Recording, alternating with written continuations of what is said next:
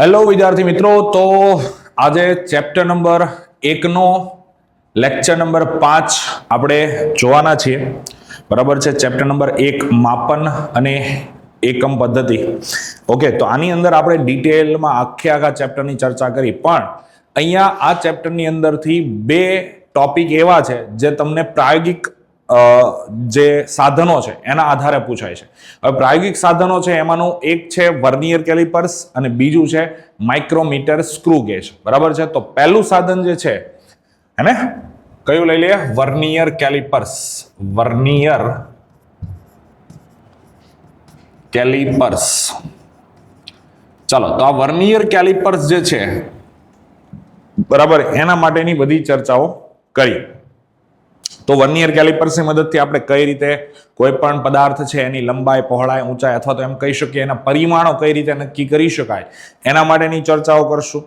બરાબર છે. અને પછી છેલ્લે આપણે બીજું એક સાધન જે છે માઇક્રોમીટર સ્ક્રૂ ગેજ, અને માઇક્રોમીટર સ્ક્રૂ ગેજની મદદથી પણ આપણે કયા કયા પદાર્થોના આપણે એના પરિમાણો નક્કી કરી શકીશું એના માટેની પણ ચર્ચા કરીશું. બરાબર છે. તો અહીંયા સૌથી પહેલા તો વર્નિયર કેલિપર્સ કેવું હશે એના માટેની ચર્ચા કરીએ. તો વર્નિયર કેલિપર્સ કંઈક આ જે તમને આકૃતિમાં દેખાડ્યું છે એવું હશે.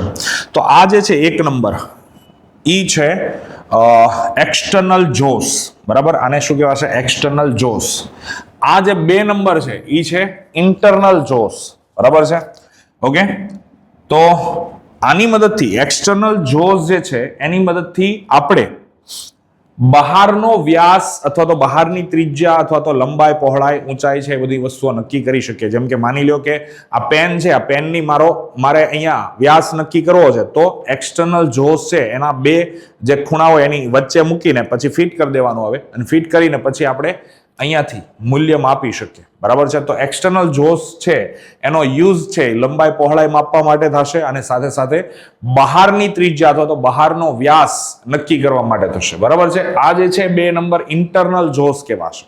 અને તો ઇન્ટરનલ જોસ જે છે એનો ઉપયોગ, બરાબર, કોઈ પણ પદાર્થનો આંતરિક વ્યાસ નક્કી કરવો છે, અંદરનો. જેમ કે માની લો બીકર છે, તો બીકરનો અંદરના ભાગનો વ્યાસ નક્કી કરવો છે, તો આ જે ઇન્ટરનલ જોસ જે છે એનો યુઝ થશે.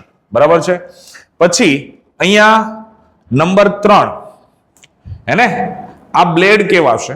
બરાબર છે. અને આ 3 નંબરની જે આ સાધન જે છે એ આપણે શું કરશું કે જેવું આ સાધન વર્નિયર વાળો ભાગ છે એ વર્નિયર વાળા ભાગને આપણે દૂર ખેંચાડીશું એમ શું થશે, આ બ્લેડ જે છે એને લેન્થ અથવા તો ડેપ્થ મેઝરિંગ બ્લેડ કહેવાય. ને ડેપ્થ મેઝરિંગ બ્લેડ જે છે એનો યુઝ શું થશે? કોઈ પણ વસ્તુની ઊંડાઈ કેટલી છે એ નક્કી કરવા માટે થાય છે. બરાબર છે. માની લો બીકર છે, તો બીકરની ઊંડાઈ કેટલી છે એ નક્કી કરવા માટે આ ડેપ્થ મેઝરિંગ બ્લેડનો ઉપયોગ થશે. ક્લિયર? તો આ રીતનું કંઈક આ 3 વસ્તુઓ છે આપણે નક્કી કરી શકીએ છીએ. આની મદદથી લંબાઈ, પહોળાઈ અને બહારનો વ્યાસ નક્કી કરી શકીશું. આની મદદથી આપણે મતલબ ઇન્ટરનલ જોસની મદદથી આપણે અંદરનો વ્યાસ નક્કી કરી શકીશું. કોઈ પણ પદાર્થ, ગોળાકાર પદાર્થ છે એનો અંદરનો વ્યાસ મારે નક્કી કરવો છે. બરાબર છે. અથવા તો અંદરના ભાગમાં લંબાઈ, પહોળાઈ કેટલી છે એ નક્કી કરવી છે. બરાબર, તો આપણે આ ઇન્ટરનલ જોસની મદદથી નક્કી કરી શકીએ છીએ. બરાબર. પછી આ 3 નંબરનું જે છે આ ભાગ, બરાબર, એને કહેવાશે ડેપ્થ મેઝરિંગ બ્લેડ. ઓકે, તો એની મદદથી આપણે કોઈ પણ પદાર્થ છે એની ઊંડાઈ કેટલી છે એ નક્કી કરી શકીએ છીએ. બરાબર છે. તો અહીંયા આપણને 2 માપક્રમ હશે. 2 માપક્રમ એટલે એક આવડો આ જે છે આને કહેવાશે મુખ્ય માપક્રમ. કયો કહેવાશે? મુખ્ય માપક્રમ. ચાલો, મુખ્ય માપક્રમ ઉપર 2 પ્રકારના તમને અંકન કરેલા હશે. એક સેન્ટીમીટરમાં હશે. આ જે છે એ શું છે? સેન્ટીમીટરમાં હશે. અને આ છે એ ઇંચમાં હશે. બરાબર છે. એટલે 4 નંબરનું જે દેખાય છે ઈ સ્કેલ છે એ કઈ હશે? સેન્ટીમીટર વાળી સ્કેલ હશે. અને આ 5 નંબરની જે દેખાય છે એ કઈ છે? તો ઇંચ વાળી સ્કેલ છે. સેમ વસ્તુ અહીંયા વર્નિયર સ્કેલ, આ 6 નંબર જે દેખાય છે એ કહેવાશે વર્નિયર સ્કેલ. બરાબર. આને શું કહેવાશે? આ જે છે એને કહેવાશે વર્નિયર સ્કેલ. ઓકે, તો આ વર્નિયર સ્કેલ છે એમાં 6 નંબર છે એ સેન્ટીમીટરનું માપ માપશે. હે ને? અહીંયાથી આ જે ભાગ છે અહીંયાથી ભાગ જો છૂટો પડે છે, તો આ નીચેનો જે ભાગ છે બરાબર એને વર્નિયર સ્કેલ કહેવાય અને આ વર્નિયર સ્કેલ છે એમાં આ નીચેનો ભાગ છે એ સેન્ટીમીટરના અંતર માપશે અને આ ઉપરનો ભાગ જે છે 7 નંબરનો ભાગ એને ઈ કેમાં માપશે ઇંચની અંદર માપશે. ઓકે, તો આ કંઈક એનો ઉપયોગ હશે, ખ્યાલ આવે છે. તો આઈ થિંક તમને વર્નિયર કેલિપર્સ કેવું હોય છે એ તમને બેઝિક આઈડિયા આવી ગયો હશે, બરાબર છે. તો અહીંયા આ સૌથી પહેલા તો આપણે વર્નિયર કેલિપર્સની લઘુત્તમ માપશક્તિ. લઘુત્તમ માપશક્તિ એટલે શું કે કોઈ પણ સાધનની મદદથી કોઈ પણ એવું માપનનું સાધન છે કે જેની મદદથી આપણે નાનામાં નાનું મૂલ્ય માપી શકીએ એને આપણે કહીશું લઘુત્તમ માપશક્તિ. જેમ કે તમને બધાને ખબર છે આપણી પાસે સાદી સ્કેલ હોય ને, નોર્મલ સ્કેલ બધાની પાસે હશે જ, બરાબર. તો આ સાદી સ્કેલ છે એની મદદથી આપણે નાનામાં નાનું માપ કેટલું માપીએ છીએ તો 1 મિલીમીટર આપણે નાનામાં નાનું મૂલ્ય માપીએ છીએ. 1 મિલીમીટર કયો અથવા તો 0.1 સેન્ટીમીટર કયો, હેને.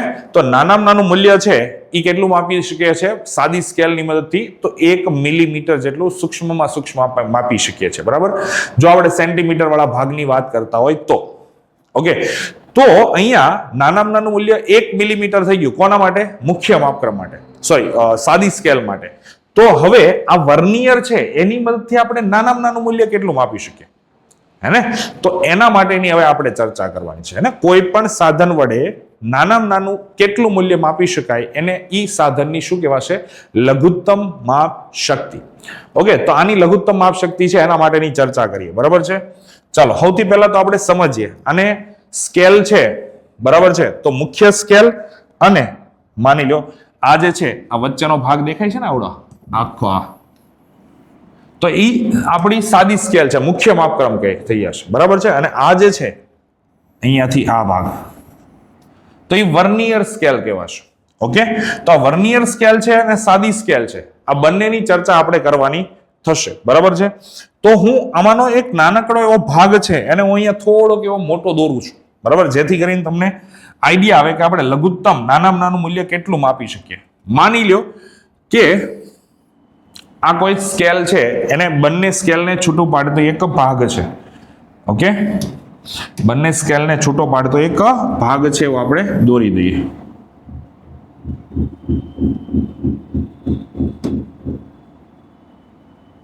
ઓકે, ચાલો હવે એમાંનો માની લો આ નીચેનો કાપો છે એ 0 નો છે અને આ જે ભાગ છે એને આપણે શું લઈ લઈએ છીએ? વર્નિયર સ્કેલ લઈ લઈએ છીએ. આ ભાગ જે છે એને શું લઈએ છીએ?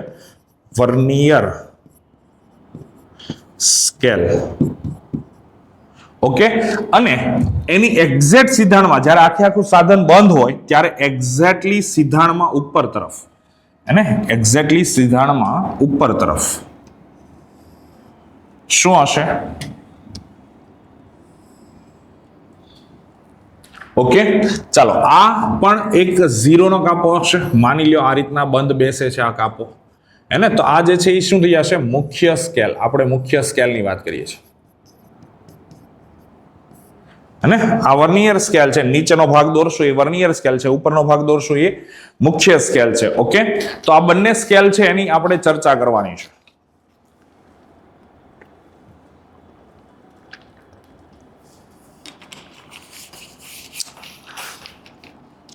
તો આ બંને સ્કેલનું અંકન છે એ કઈ રીતે હશે? તો આપણને બધાને જ ખબર છે કે માની લો કલર અલગ લઈએ એટલે આપણને એક્ઝેક્ટલી આઈડિયા આવે. માની લો કે આ રીતના કાપાઓ છે. ઓકે,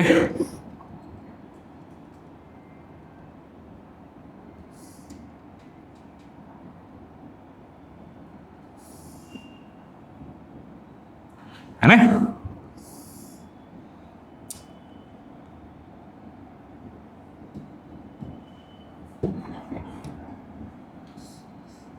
ચાલો આ કાપો છે એ થોડોક મોટો હશે.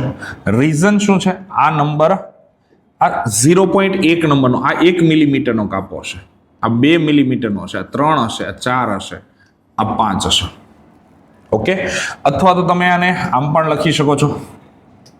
આ 0.1 સેન્ટીમીટરમાં લ્યો તો 0.2, 0.3, આ 0.5 પાંચમો કાપો છે. ઓકે, સેમ આગળ વધારીએ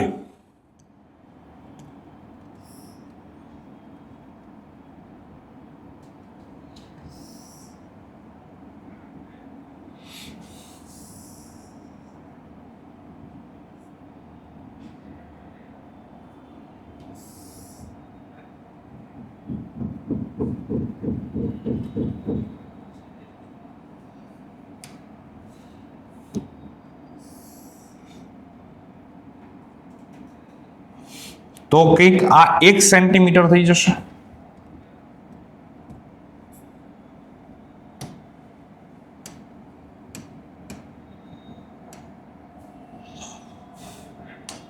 ચાલો લખીએ. આ 0.6 હશે, આ 0.7 હશે, આ 0.8 હશે, 0.9 અને આ થઈ જશે 1 સેન્ટીમીટર. ઓકે, ચાલો મુખ્ય સ્કેલ છે એનું 1 સેન્ટીમીટર આપણે ઝૂમ કરીને લીધો એટલે તમને બેઝિક આઈડિયા આવે કે ભાઈ હકીકતમાં કેવા શું માંગે છે. ઓકે, ચાલો તો આ રીતે આ મુખ્ય સ્કેલ જે છે એ આપણે લખી દઈએ કે ભાઈ આ રીતનું મુખ્ય સ્કેલ હશે. ચાલો આ પણ આપણે વ્યવસ્થિત દોરી દઈએ, બરાબર છે, એટલે તમને એક્ઝેક્ટલી આઈડિયા આવે કે ભાઈ કેવા શું માંગે છે. ઓકે,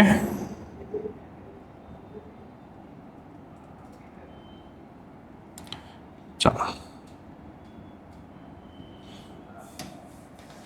ઓકે, ખ્યાલ આવી ગયો. તો કંઈક 0 નો કાપો આ રીતે હશે. શરૂઆત મુખ્ય સ્કેલની આ પ્રમાણે 1 સેન્ટીમીટર થશે. પણ વર્નિયર સ્કેલની અંદર એક્ઝેક્ટલી આવું નહીં હોય. વર્નિયર સ્કેલની અંદર થોડુંક અલગ હશે. થોડુંક અલગ શું હશે એના માટેની ચર્ચા કરીએ, બરાબર છે. ચાલો તો થોડુંક અલગ છે એ આપણે ચર્ચા કરીએ. શું અલગ થોડુંક હશે?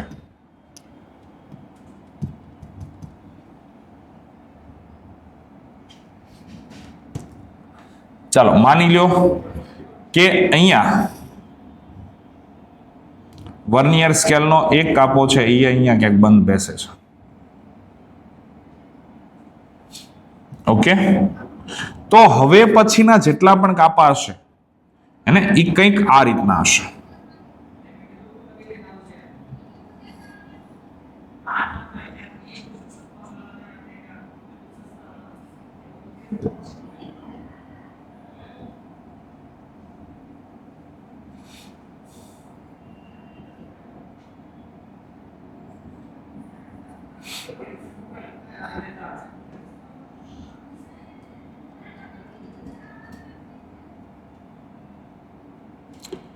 ચાલો થોડુંક આ રીતે હશે.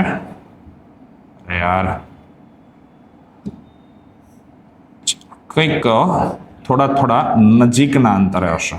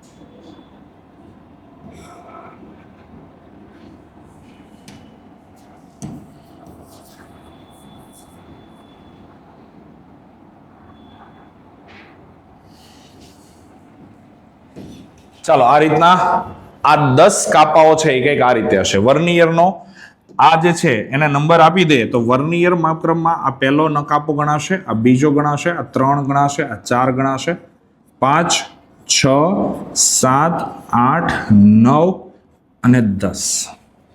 નોર્મલી વર્નિયર કેલિપર્સ કંઈક આવું હોય છે, હે ને?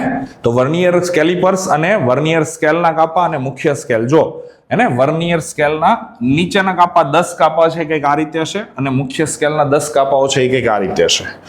તો અહીંયા તમે જોઈ શકશો, પણ અહીંયા બહુ ઝીણું દોર્યું છે એટલા માટે આપણે શું કરીએ છીએ કે એક વ્યવસ્થિત આકૃતિ તમને સમજાઈ જાય એ રીતે આપણે લીધી છે, બરાબર છે. એટલે અહીંયાથી અહીંયા સુધીનું 1 સેન્ટીમીટરનું અંતર જે છે એ આપણે આ અંતર અહીંયા ભાગમાં દોર્યું છે, આ ભાગમાં, હે ને? અને આ બાજુનું જે એક 1 થી 10 કાપાઓ છે, આ 1 થી 10 કાપાઓ, જો અહીંયાથી અહીંયા સુધીના 10 કાપાઓ છે, હે, તો એને આપણે છે અહીંયા નીચે દોર્યા. જો આ 10 કાપાઓ છે એને નીચે દોર્યા છે. ઓકે, તો કંઈક આ રીતનું સાધન છે. એની અંદર ઉપરનો ભાગ જે છે એ શું દર્શાવશે? વર્નિયર કેલિપર્સનો મુખ્ય માપક્રમ દર્શાવશે. નીચેનો ભાગ છે એ શું દર્શાવશે? વર્નિયર કેલિપર્સનો વર્નિયર માપક્રમ દર્શાવશે. તો નીચેનો ભાગ વર્નિયર સ્કેલ છે. હવે લઘુત્તમ માપ શક્તિ એટલે શું? પહેલા તો આપણે એ સમજીએ લઘુત્તમ માપ શક્તિ એટલે શું. તો આપણે મુખ્ય સ્કેલની મદદથી તો કેટલું અંતર માપી શકીએ? સૂક્ષ્મમાં સૂક્ષ્મ એટલું, હે ને? નાનામાં નાનું અંતર જે છે એ કેટલું માપી શકો તમે? તો નાનામાં નાનું અંતર છે એ એટલું જ માપી શકો. અને આ કેટલું હશે? 0.1 સેન્ટીમીટર, હે ને? આ 0 થી 1 સેન્ટીમીટર છે, એની અંદર 10 વિભાગો છે. તો અહીંયાથી આ એક વિભાગનું મૂલ્ય કેટલું થઈ જશે? 0.1 સેન્ટીમીટર.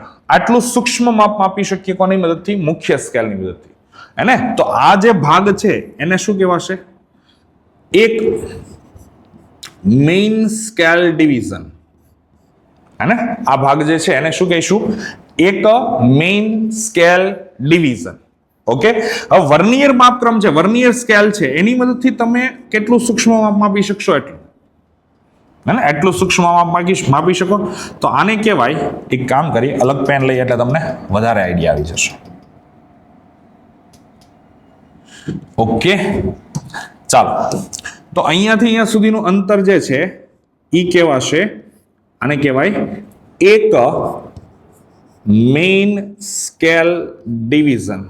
અને અહીંયાથી અહીંયા સુધીનું જે અંતર છે એને કહેવાશે એક વર્નિયર સ્કેલ ડિવિઝન, હે ને? MSD એટલે શું થઈ જશે? અહીંયા લખવું હોય તો લખી શકો છો તમે. MSD main scale division. અને VSD એટલે શું થઈ જશે? Vernier scale division. ઓકે, તો મુખ્ય માપક્રમ પરનો એક વિભાગનું મૂલ્ય અને આ છે વર્નિયર માપક્રમ પરનું એક વિભાગનું મૂલ્ય. ક્લિયર? તો આપણે સૂક્ષ્મ માપ કેટલું માપી શકાય? તો બંનેની બાદબાકી કરીએ તો એટલું સૂક્ષ્મ માપ મળશે, અહીંયા સુધીનું એટલું ઝીણામાં ઝીણું મૂલ્ય, હે ને? આ ટપકું દેખાય એટલું સૂક્ષ્મ માપ મળશે ને. આ બંનેની બાદબાકી કરીએ તો, હે ને? તો વર્નિયર સ્કેલનું લઘુત્તમ માપ છે એ કેટલું થઈ જશે? એક મેઇન સ્કેલ ડિવિઝન માઇનસ એક વર્નિયર સ્કેલ ડિવિઝન થશે.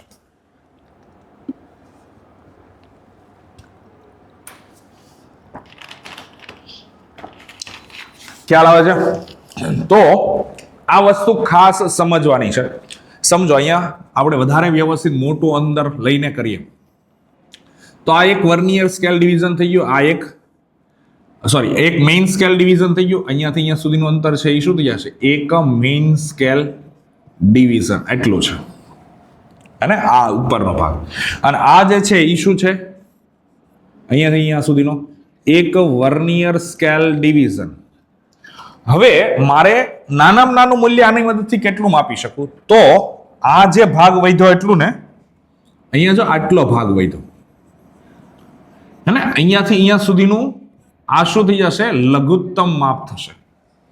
LC એટલે લીસ્ટ કાઉન્ટ, બરાબર? તો વર્નિયર સ્કેલનું લીસ્ટ કાઉન્ટ કંઈક આ રીતે મળશે. એક્ઝેક્ટલી ખ્યાલ આવે છે ને? તો આપણે અહીંયા લખવું હોય તો શું લખી શકાય? વર્નિયર સ્કેલનું, વર્નિયર કેલિપર્સનું અથવા તો વર્નિયર કેલિપર્સ માટે લઘુત્તમ માપ શક્તિ, હે ને? જેને ઇંગ્લિશમાં કહેવાય least count, LC, is equal to શું થઈ જશે? એક મુખ્ય માપક્રમનું ડિવિઝન માઇનસ એક વર્નિયર માપક્રમ પરનું ડિવિઝન, બરાબર છે? તો એક મેઇન સ્કેલ ડિવિઝન માઇનસ એક વર્નિયર સ્કેલ ડિવિઝન. તો હું આટલું કરીશ તો મને શું મળી જશે? વર્નિયર કેલિપર્સની લઘુત્તમ માપ ક્ષમતા મળી જશે. એટલે કે વર્નિયર કેલિપર્સથી હું નાનામાં નાનું મૂલ્ય કેટલું આપી શકીશ એ આપણને ખબર પડશે. ખ્યાલ આવી ગયો હે ને? તો આપણે આ લિસ્ટ કાઉન્ટનું વ્યવસ્થિત ઓલ ઓવર બધી જગ્યાએ ચાલે એવું ઇક્વેશન મારે લેવું છે, મેળવવું છે. તો કઈ રીતે મેળવી શકાય હે ને? તો અહીંયા આપણે હેડિંગ આપી દે વર્નિયર કેલિપર્સ માટે, વર્નિયર કેલિપર્સ માટે લઘુત્તમ માપ શક્તિ, લઘુત્તમ માપ શક્તિ માટે સાર્વત્રિક સૂત્ર. ઓકે, મારે આ સાર્વત્રિક સૂત્ર તારવવું છે. તો આપણી પાસે એક ઇક્વેશન તો છે જ, બરાબર. એલસી ઇઝ ઇક્વલ ટુ એક મેઇન સ્કેલ ડિવિઝન માઇનસ એક વર્નિયર સ્કેલ ડિવિઝન. ઓકે, હવે વર્નિયર સ્કેલનું ડિવિઝન કેટલું અંતર ધરાવે છે એ આપણને ખબર નથી ને. વર્નિયર આ આટલું અંતર કેટલું છે એ આપણને નથી ખબર, પણ જો અહીંયા આપણને ખબર છે કે 10 માપ છે, 10 કાપા છે, એનું અંતર કેટલું છે? 0.9 સેન્ટીમીટર છે હે ને? 10 કાપા છે, 10 વિભાગો છે. કોના કોના? તો વર્નિયરના 10 વિભાગો. આ 1 2 3 4 5 6 7 8 9 10. તો આ 10 વિભાગો છે. ઈ મુખ્ય સ્કેલના કેટલા વિભાગો બરાબર થાય છે? તો 9 વિભાગો બરાબર થાય છે. તો મેજોરિટી ઓફ ધ ટાઈમ કંઈક આવું જ હશે હે ને? આપણે જે પ્રેક્ટિકલ લેબની અંદર જે સાધન યુઝ થાય છે એ કંઈક આવું જ હશે. ઓકે, તો આપણે આના અનુલક્ષીને વાત કરીએ તો અહીં શું લખી શકાય? શું 10 vernier scale division is equal two 9 main scale division આવું થશે? તો માટે વર્નિયર સ્કેલ ડિવિઝન, સોરી, એક વર્નિયર સ્કેલ ડિવિઝન, હું એક વર્નિયર સ્કેલ ડિવિઝન જ જોઈએ છે ને મારે અહીંયા. તો માટે એક vernier scale division is equal two 9/10 main scale division. Clear? તો ચાલો આ કિંમત હું અહીંયા મૂકી દઉં તો મને એલસી ની વેલ્યુ કેટલી મળશે? એલસી ઇઝ ઇક્વલ ટુ એક મેઇન સ્કેલ ડિવિઝન માઇનસ શું થશે? 9/10 મેઇન સ્કેલ ડિવિઝન. ચાલો લસા લઈ લો. 1 છે અહીંયા, 10 છે, 10 લસા થઈ જશે તો શું થશે? 10 - 9 એટલે કેટલું થશે? 1. તો અહીંયા શું થઈ જશે? 1/10 શું થઈ જશે? Main scale division. ઓકે, તો આપણને બધાને જ ખબર છે કે આપેલ પરિસ્થિતિ માટે, આપેલ સ્થિતિમાં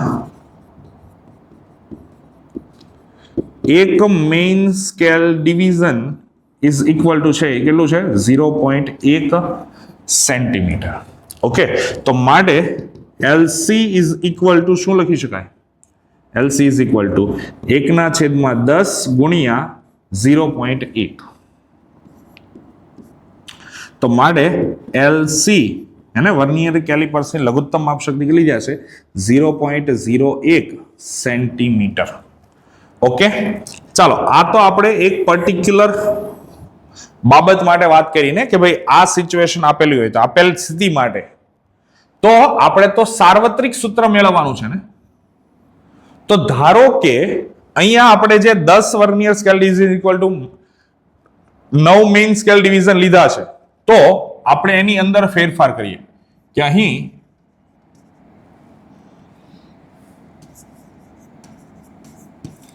ધારો કે n vernier scale division is equal two m main scale division હોય તો શું થશે? તો માટે એક vernier scale division is equal to શું થશે? m/n મેઇન સ્કેલ ડિવિઝન હે ને? તો આપણે આને સમીકરણ નંબર 1 આપી દઈએ તો સમીકરણ 1 પરથી કોઈ પણ વર્નિયર કેલિપર્સની લઘુત્તમ માપ શક્તિ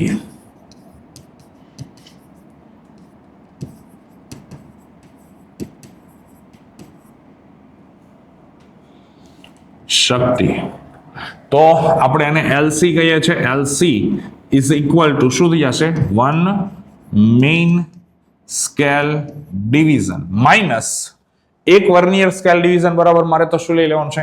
m ના છેદમાં n મેઇન સ્કેલ ડિવિઝન.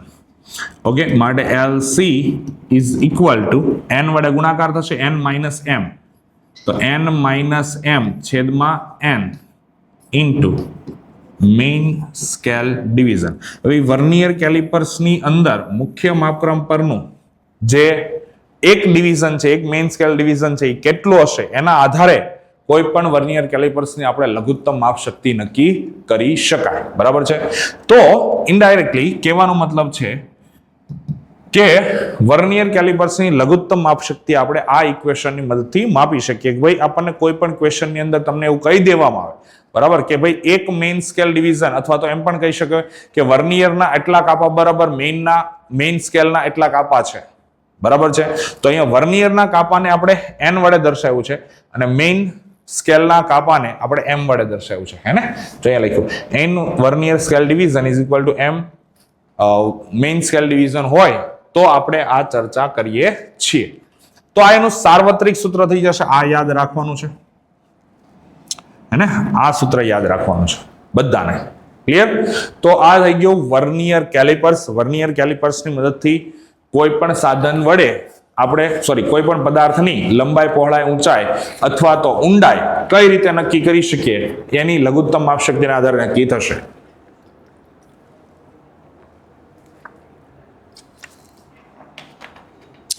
ખ્યાલ આવી ગયો? તો મેઇન સ્કેલ ડિવિઝન છે એને મદદથી આપણે આ રીતે આપણે ફાઇન્ડ આઉટ કરી શકાય અને વર્નિયર કેલિપર્સની લઘુત્તમ માપ શક્તિ.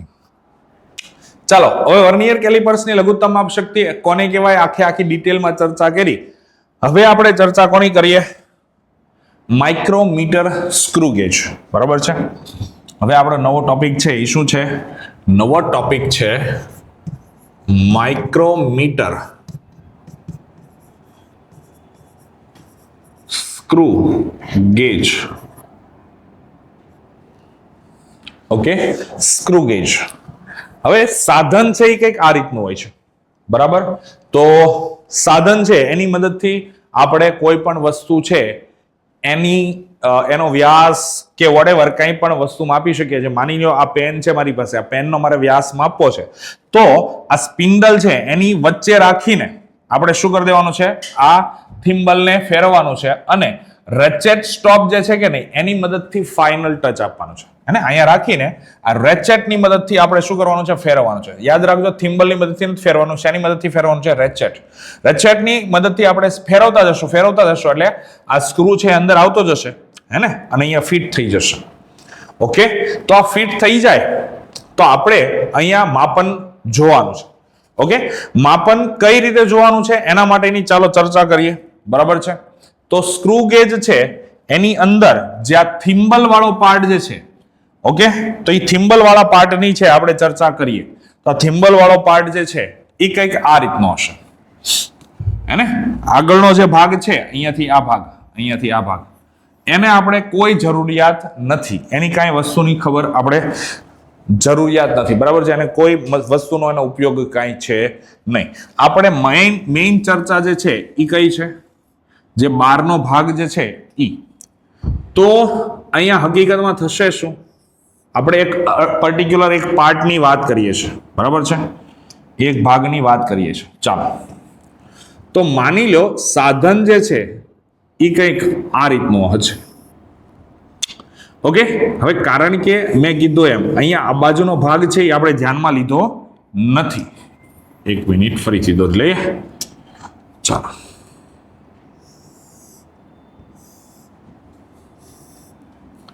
ચાલો, અહીંયા શું હશે? એક અંકન કરેલું હશે, અંકન. ઓકે, આ અંકન એટલે શું હશે? તો સૌથી પહેલા 0 નો કાપો હશે, અને અહીંયા શું હશે? 0 નો કાપો હશે. પછી 1, 2, 3, 4 આ રીતના ઘણા બધા કાપાઓ હશે, હે ને? તો આ રીતે હશે અને અહીંયા એક થિમ્બલ હશે.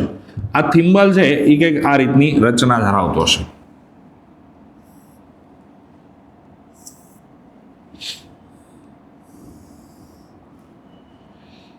ઓકે, ચાલો. તો આ થિમ્બલની સાથેની રચના છે એ કંઈક આ રીતની હશે. માની લો આ 90 નંબરનો કાપો છે, 2 3 4 અને 5. આ બાજુ પણ એ રીતના કાપાઓ હશે.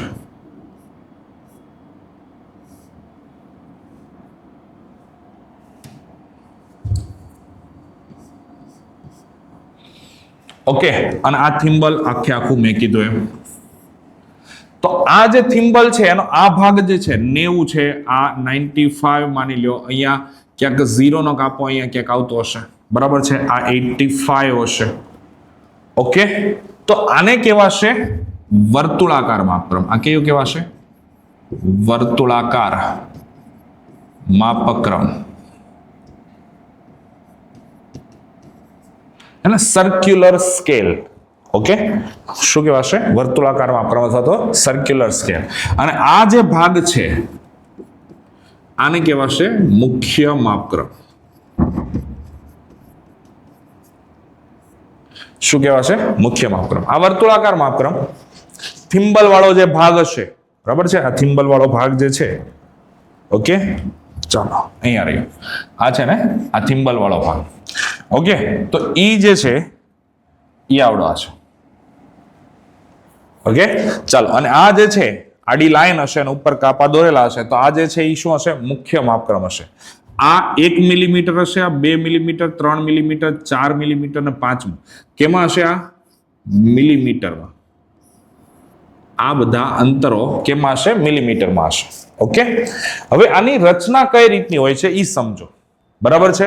તો રચના કઈ રીતનું હશે? તો સ્વાભાવિક જ છે, આ થિમ્બલ છે એ ફરી શકે એવો ભાગ હશે. થિમ્બલ કેવો હશે?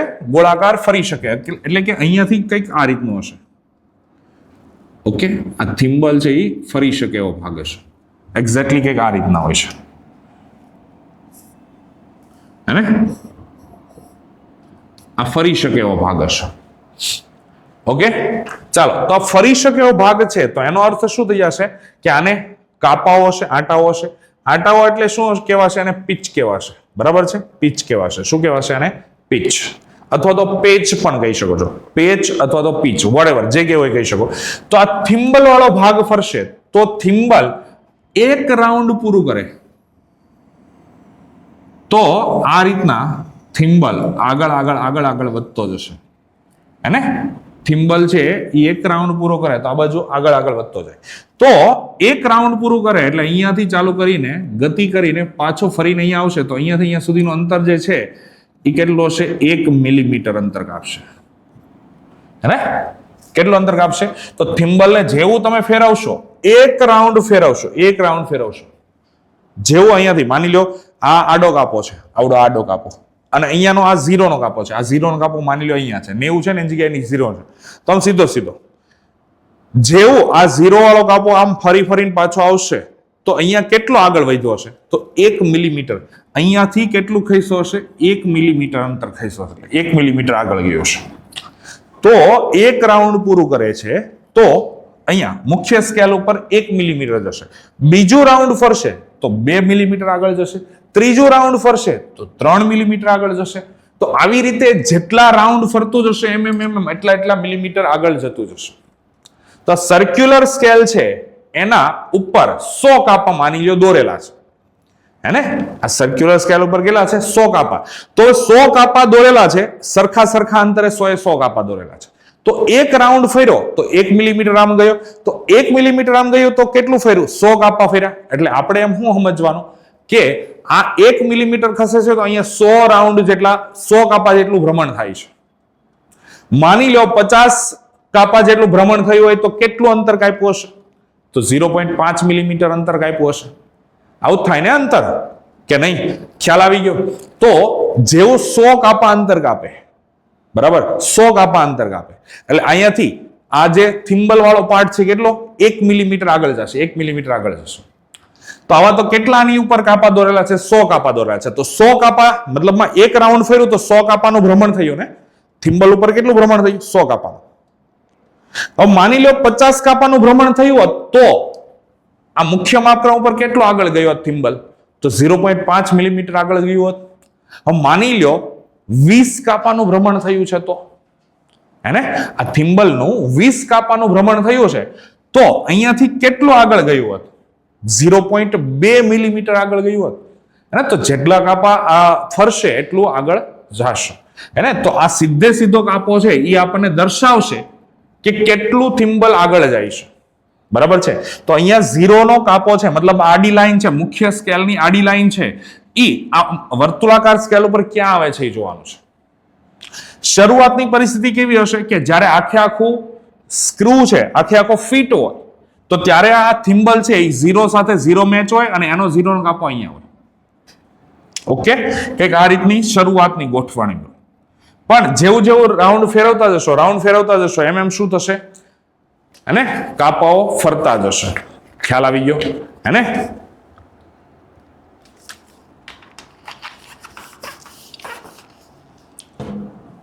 તો માઇક્રોમીટર સ્ક્રૂની મદદથી આપણે નાનામાં નાનું મૂલ્ય કેટલું માપી શકીએ?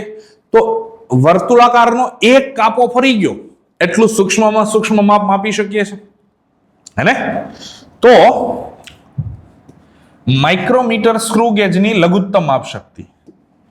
તો માઇક્રોમીટર સ્ક્રૂ ગેજની લઘુત્તમ માપ શક્તિ બરાબર છે. આપણે આને ત્રિપારિમાણિક રીતે લખવું હોય તો પણ લખી શકાય છે કે 100 કાપા જેટલું વર્તુળાકાર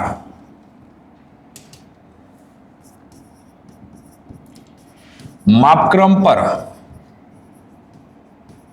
ભ્રમણ થાય ત્યારે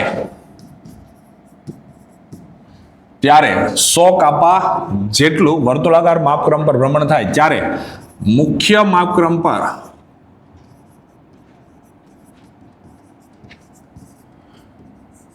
1 મિલીમીટર જેટલો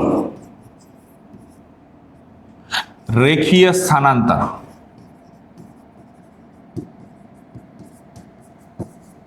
થાય છે. માટે એક કાપા જેટલું વર્તુળાકાર માપક્રમ પર ભ્રમણ થાય ત્યારે મુખ્ય માપક્રમ પર થતું રેખીય સ્થાનાંતર, આને જ આપણે લઘુત્તમ માપ શક્તિ કહીએ છીએ ને. તો સ્થાનાંતરને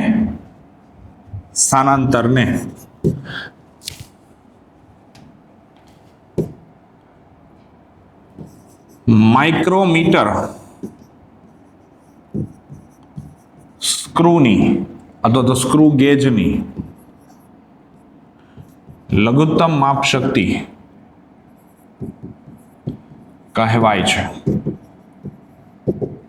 અને તો માટે વર્નિયર આવી જાય છે. માઇક્રોમીટર સ્ક્રૂ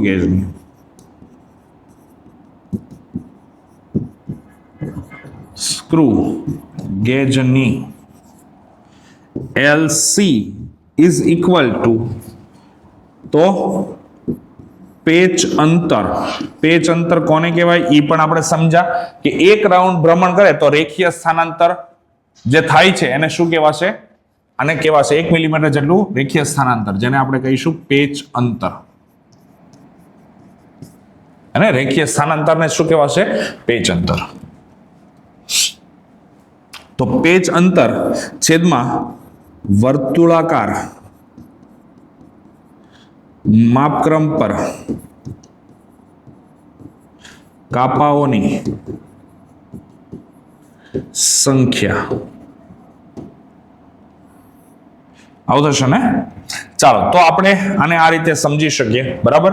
પેચ અંતર છે ને સ્મોલ p વડે દર્શાવાય અને વર્તુળાકાર માપક્રમ છે એને n વડે દર્શાવાશે. તો પેચ અંતર અહીંયા કેટલું છે? તો આપણે એક કામ કરીએ, શું કરીએ કે અહીંયા વર્નિયર આપેલ પરિસ્થિતિ માટે લઈ લઈએ ને. તો વર્તુળાકાર વર્નિયરની આપેલ, વર્નિયર ક્યાં બોલાઈ જાય છે, માઇક્રોમીટર